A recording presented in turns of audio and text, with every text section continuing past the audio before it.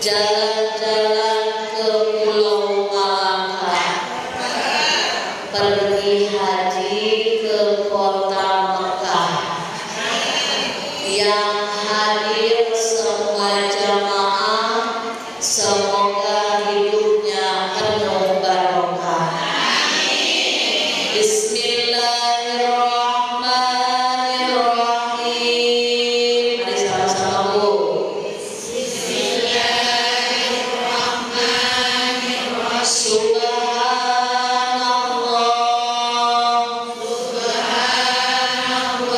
walhamdulillah, wala ilaha illallah,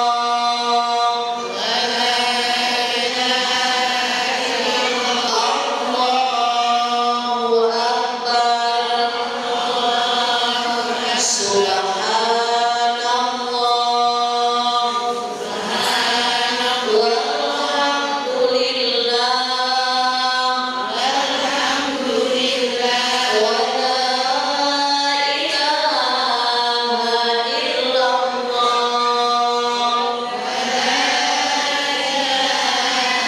illallah, Allahu akbar,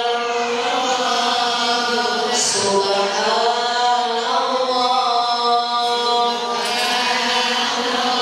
walhamdulillah, wala ilaha illallah, Allahu akbar.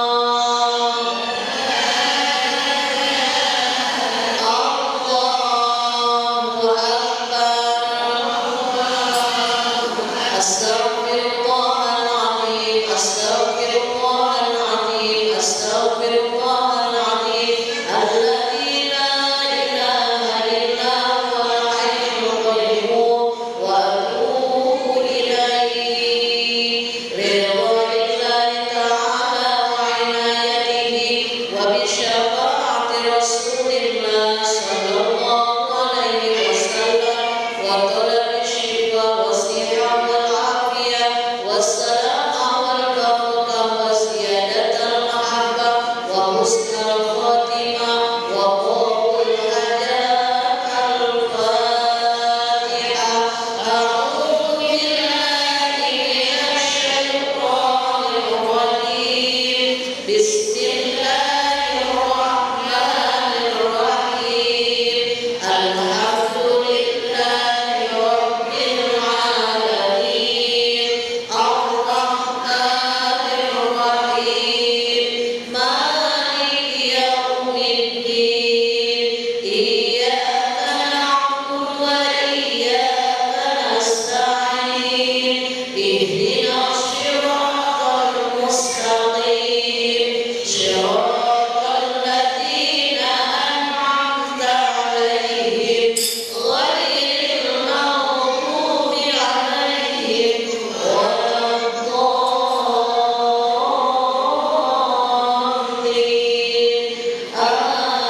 Amin.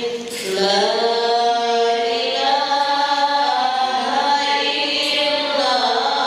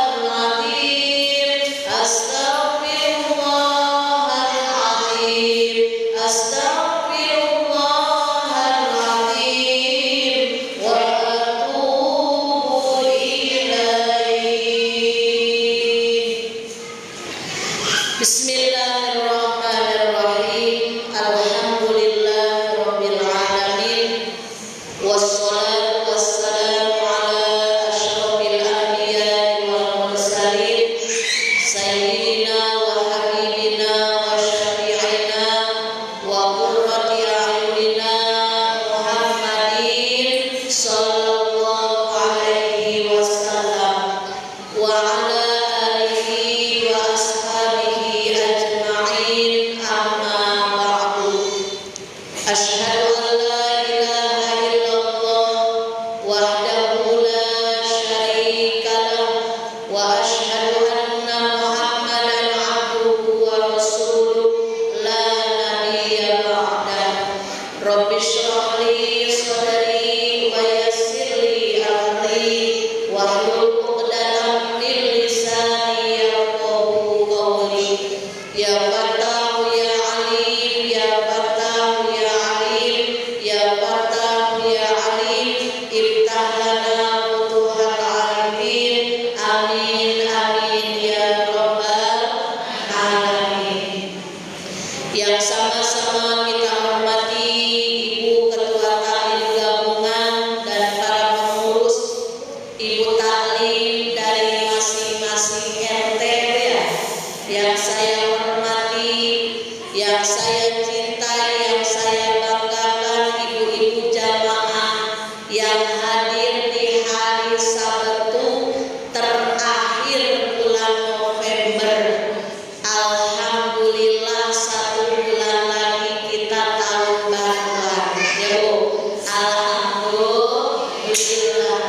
Mudah-mudahan ibu-ibu sholihah yang hadir di kesempatan siang hari yang penuh berkah ini, Allah senantiasa karuniakan sehat walafiat, sehat lahirnya, sehat batinnya, sehat jasmaninya, sehat ruhaninya, bahagia dunia akhiratnya, panjang usianya, berlimpah berkah, rumah tangganya sakinah mawaddah warahmah, anak keturunannya sholih dan sholihah, istiqomah beribadah, dimudahkan dalam taat dan kebaikan, dijauhkan dari maksiat dan keburukan, dan insya Allah istiqomahnya di kegiatan wirid ini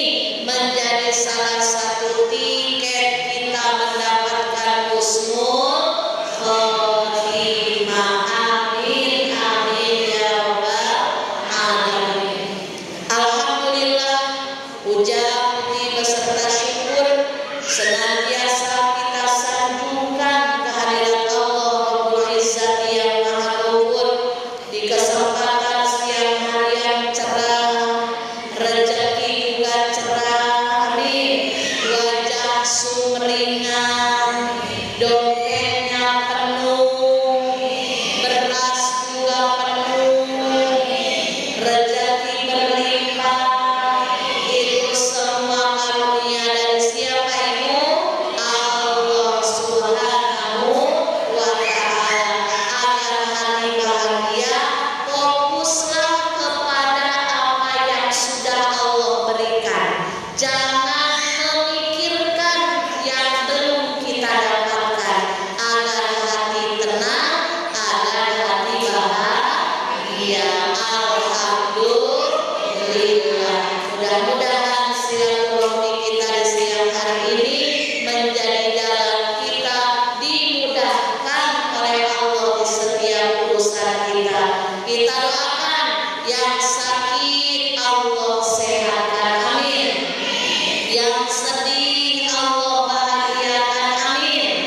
Yang sedang susah Allah mudahkan, amin. Yang sempit segera Allah lapangkan, amin.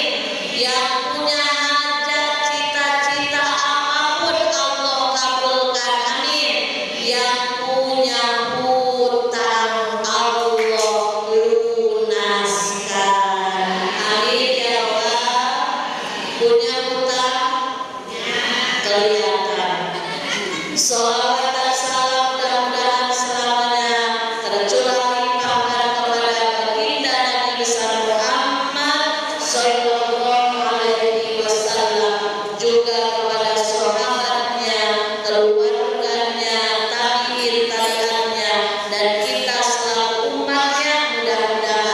mendapatkan syafaat kelak di hari kiamat. Amin ya rabbal alamin. Ibu-ibu yang dimuliakan oleh Allah Subhanahu wa taala, di dalam surat Al-Furqan ayat 63 Allah menjelaskan tentang tanda-tanda hamba yang disayang oleh Allah.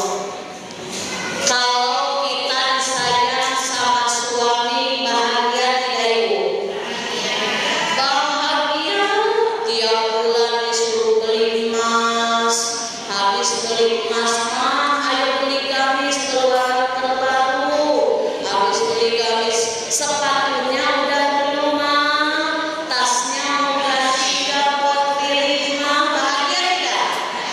Suka kan sama suaminya seperti itu ya bulan? Alhamdulillah. Jangan bilang enggak.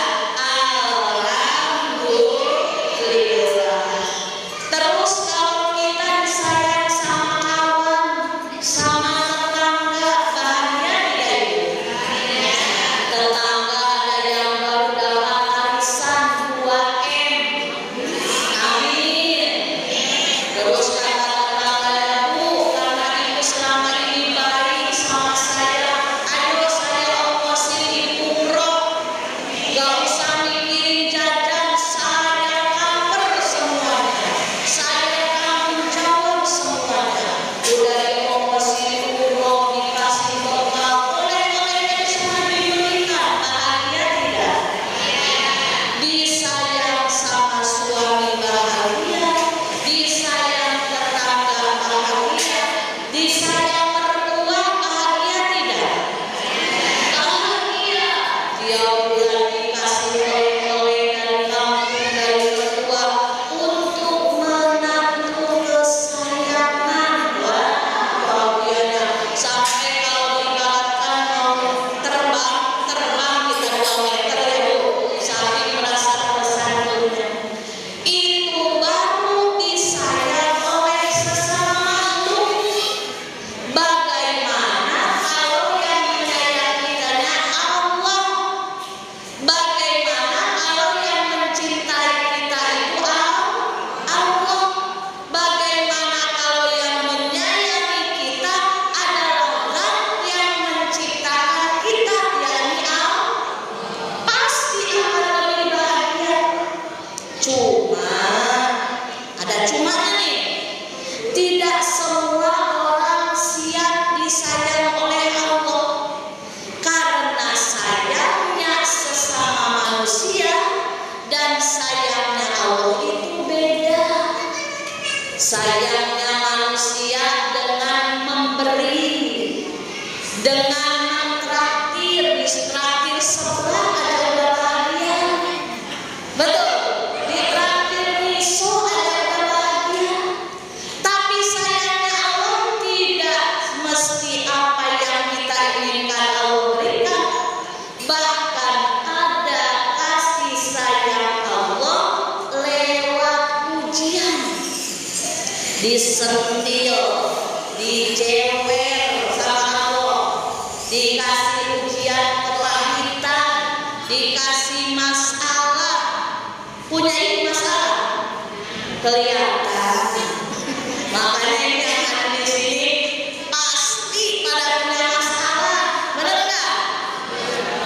Ya namanya manusia nggak mungkin nggak punya masalah. Sesultan-sultannya Raja Salman pasti punya masalah. Raja Salman WC-nya ada emas, punya masalah. Apalagi kita punya emas berapa aja, masuk keluar pegadaian pasti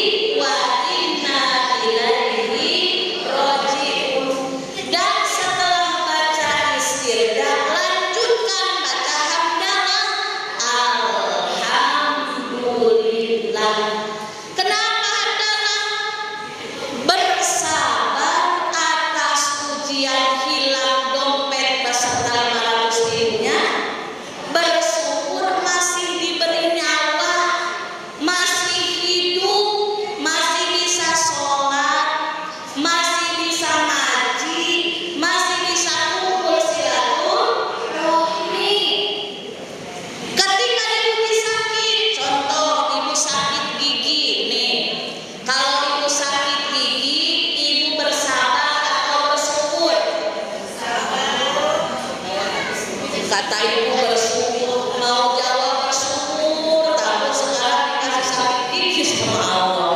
Jadi jawabannya bagaimana? Bersabar atas yang sakit, bersyukur atas yang tidak sakit. Sakit gigi kan pasti yang sakitnya ada satu. Gigi kita ada berapa? Masih pada kumplit lah, masih muda-muda ya. Contoh gigi kita masih ada 12, yang 11-nya ada sakit. Alhamdulillah. Nah makanya ibu-ibu di dalam surat Al-Furqan ayat 63 Allah menjelaskan di antara tanda-tanda hamba yang disayang Allah, yang pertama adalah hamba Allah yang berjalan di muka bumi ini dengan rendah hati. Bukan rendah diri, bukan rendah apa? Rendah hati.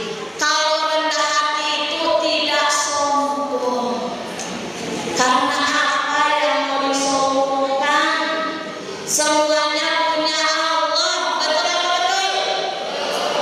Identitas, popularitas, nyawa, badan, suami, anak-anak, harta benda, materi, jabatan, semuanya ada titipan. Jadi apa yang mau disombongkan?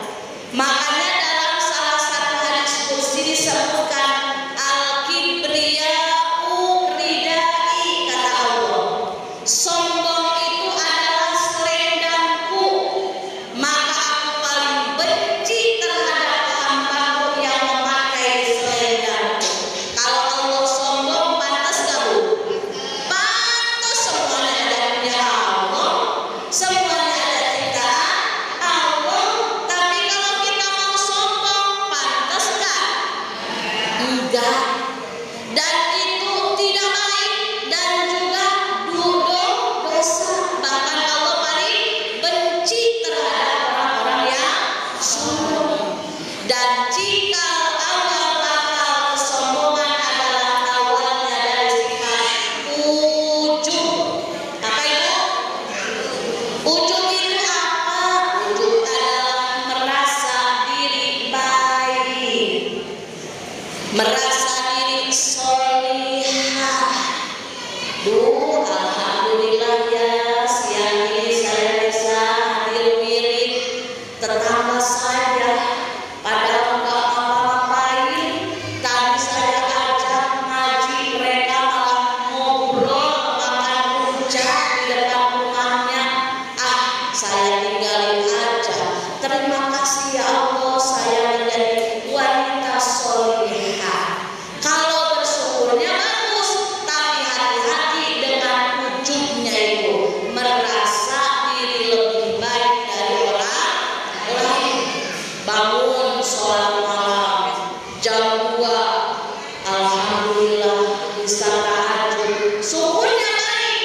Tapi hati-hati, nggak nyangka ya, saya ini kalau mau bangun malam itu gampang. Siapa dulu dong saya solihah, orang lain jam segini masih ngiler, masih mendegur.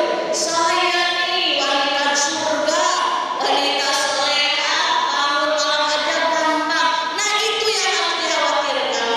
Terus nanti ada kotak infak lewat, kita memasukkan yang warna merah 100.000. Lihat orang lain kok masukinnya 10.000, 5.000, 2.000, menganggap hina kepada orang lain, menganggap hebat diri sendiri. Itu adalah ujub, dan ujub adalah salah satu dosa yang mengikis habis amal pahala kita. Alhamdulillah ini dari. Nah awalnya kesombongan datang adalah dari rasa merasa hebat, merasa baik, merasa soleha, merasa taat, merasa ahli ibadah. Jadi apa kuncinya agar kita terhindar dari sifat ujub? Ketika ujub itu timbul,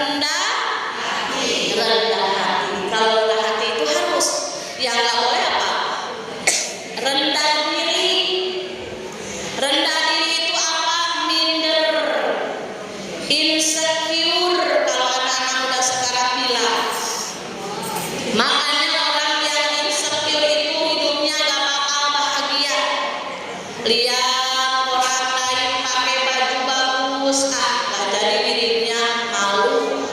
Bajunya ini terus, itu insecure. Berarti dia tidak bersyukur, tidak mensyukuri baju yang sudah dia punya, mikirin baju yang belum dia punya. Insecure itu nggak boleh, karena nanti timbulnya setelah insecure tidak bersyukur, timbulnya hasud. Gak suka orang lain mendapat karunia. Setelah hasud timbul lagi apa? Iri, malu seperti orang lain. Ketika sudah iri, kesananya lebih parah lagi apa? Dengki. Naudzubillah min dzalik. Makanya Ibu, dengan adanya pengajian ini adalah latihan kita untuk terus melatih jiwa raga kita. Kenapa? Banyak orang yang rajin sholat malam, banyak orang yang rajin tilawah baca Al-Quran, banyak orang yang ahli puasa sunnah, banyak orang yang rajin sedekah, tapi nanti di hadapan Allah dia tidak dapat apa-apa. Karena apa? Hancur lebur pahalanya oleh sifat ujub, oleh sifat iri, dan hasud yang jarang kita sadari. Betul tidak Bu? Makanya terus bimbing lisan ini dengan zikir. Agar apa? Agar kita mulai keluar sifat dirinya, sifat dengkinya, Allah ampuni dan Allah ingatkan bahwa itu tidak baik. Zikir silakan Ibu banyakin, baca Quran, zikir, istighfar, apalagi kan istighfar itu luar biasa ya Bu. Istighfar itu pahalanya luar biasa. Tambah lagi sholawatnya. Kan ada sekarang yang lagi viral. Gara-gara sering sholawatan, hati tenang tiada beban. Awas jangan sobrol minuman. Ini di masjid ya Bu. Jangan salah. Ulang lagi. Gara-gara sering sholawatan, hati tenang tiada beban. Gara-gara sering sholawatan, semua urusan dimudahkan. Bila lagi kumpul-kumpul, yuk sholawatan, daripada sibuk ngomongin orang, daripada sibuk buka aib orang. Betul tidak? Betul tidak? Memang enaknya kalau lagi ngumpul itu makan sebelah, makan rujak, ngupas bengkuangnya setengah kilo, ngupas air tetangganya 4 jam. Tapi sekarang kita ganti. Ketika kumpul-kumpul, ingat bahwa apa yang kita lakukan akan dimintai pertanggungjawaban oleh Allah Subhanahu wa Ta'ala. Apa yang kita ucapkan, apa yang kita lakukan, apa yang kita kerjakan, semuanya dicatat, tidak akan lepas dari catatannya malaikat rohim dan adil. Makanya Ibu, kita sudah berada di penghujung tahun 2024. Begitu cepatnya waktu berlalu. Setahun laksana 1 bulan. Betul? 1 bulan laksana 1 minggu. Kata Rasul, di antara tanda-tanda kiamat kubro adalah waktu itu nggak terasa, cepet banget. Makanya apalagi yang akan kita kejar, apalagi yang akan kita perjuangkan, kecuali tiap hari kita harus tambah amal, tambah istiqomah dalam beribadah. Satu tujuan utama kita meninggal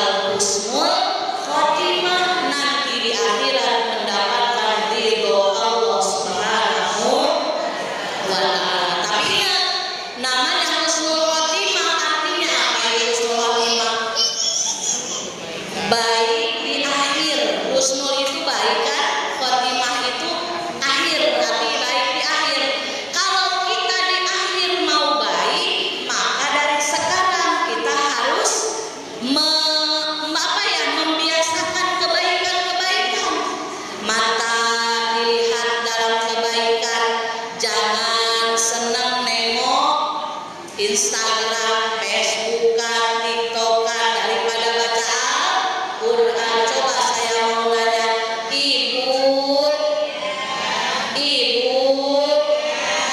baca Al-Quran sama buka WA, rajinan mana? Buka WA. Minaya saya baca Qurannya di HP. Kalau bisa ibu jangan baca Quran itu di HP, apalagi sinyal dihidupkan. Nanti ibu baru baca A'udzubillahi minasyaitonirrajim. Bismillahirrahmanirrahim. Alif Lam Mim. Datang hati dari grup Besti. Hai, kita ngumpul yuk makan bakso, saya dapat arisan. Shadaqallahul Azim. Kalau mau baca Quran di rumah yang dari mas kawin ayam-ayam bebek itu ya. Jangan Quran itu sampai berdebu. Jangan baca Quran kayak ada bulan Ramadan aja, itu pun di minggu pertama. Di Ramadan ini, sebentar lagi bulan Ramadan ya Bu ya. Jangan sampai Ramadan ke Ramadan. Jangan baca Quran itu di minggu-minggu pertama aja. Sudah hatam satu kali itu sudah merasa jadi wanita surga. Jangan sibuknya teh mikirin nastar, rengginang, nyuci horden, jemur kasur. Ya Allah, udah. Nanti nastar banyak yang jualan tuh kemana dia banyak isi kuenya. Tinggal kita dari sana. Kita fokus baca Quran. Kita fokus hafal Al-Quran yang makin banyak lagi. Betul tidak Bu? Apalagi yang ditunggu. Jangan sampai menyesal di hari kemudian, yaitu tanda-tanda hamba Allah yang akan Allah sayangi di dunia dan di akhirat adalah orang yang semasa hidupnya dia punya sifat rendah hati, tidak sombong dan tidak rendah diri. Rendah diri sama rendah hati beda ya Bu. Kalau rendah diri itu namanya minder, insecure, gak percaya diri, padahal kita diciptakan Allah itu semuanya istimewa. Contoh, saya mah rakyat biasa, enggak apa-apa. Ada anak ibu yang menganggap ibu istimewa, ada suami ibu yang menganggap kehadiran ibu itu istimewa. Semuanya yang diciptakan Allah itu istimewa. Makanya alhamdulillah. Yang kedua, di antara tanda-tanda ibadur rahman, hamba-hamba yang Allah sayangi adalah orang yang rajin bangun malam. Kalau usia sudah 40 tahun, bangun malam itu jangan dianggap beban, tapi dianggap kebutuhan. Tapi badan saya pegel, semuanya juga sama. Namanya emak-emak gak bakal gak ada yang repot, semuanya repot, betul gak Bu?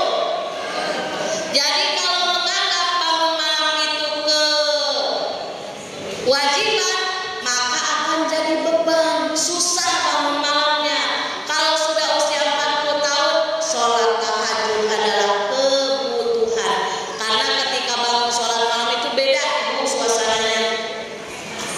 Ibu doa di siang hari sama ibu doa di malam hari pas waktu tahajud beda rasanya. Karena dalam keheningan, dalam kesyahduan, apalagi ibu lagi masuk banyak masalah, curhat ke Allah malam-malam, sujudnya lamain, sujudnya banyakin. Jangan curhat ke sesama manusia. Karena kalau curhat ke sesama manusia itu kadang kalau dilihat jadi bumerang. Betul Bu? Kita nitip satu mangkok nanti pulangnya jadi 2 ember.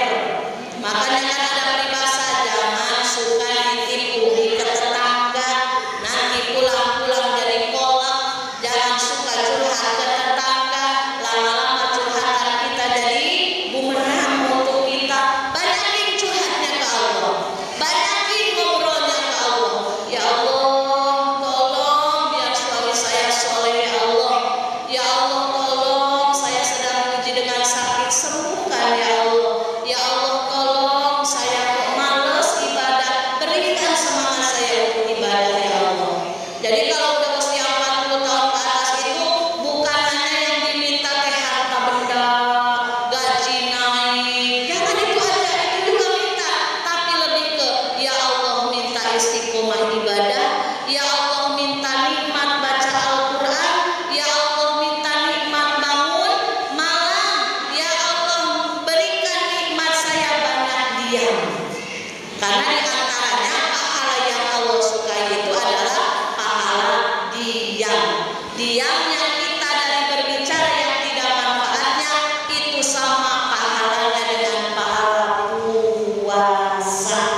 Dalam kitab Nashul Ibadah disebutkan ketika kita mau berbicara tapi pembicaraan kita malah nanti menyakitkan perasaan orang lain lalu kita diam, maka diamnya kita dihitung pahala puasa di hadapan Allah Subhanahu wa ta'ala. Sebentar lagi akan puasa, ayo kita latih dari sekarang, banyak diam, jangan banyak